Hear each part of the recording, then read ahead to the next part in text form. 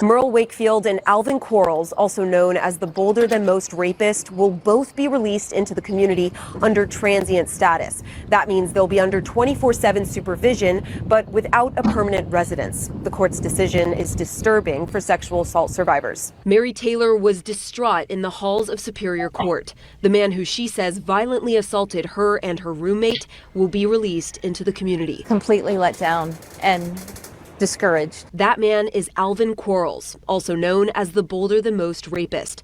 Quarles was convicted in 1989 for a string of rapes, robberies, and burglaries.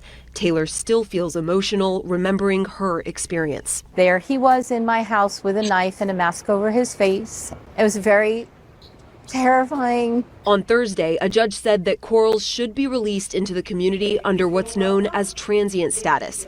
Quarles, now 62, will live under guard at all times, but without a permanent residence. He could eventually be placed in an RV or motel room. I'm worried for the young people who live in this community because they can potentially become victims. Earlier that same day, a different sexually violent predator named Merle Wakefield was granted transient release under similar conditions. Wakefield, now 67, was convicted in 1990 for violent crimes, including rape by force and lewd acts with a child.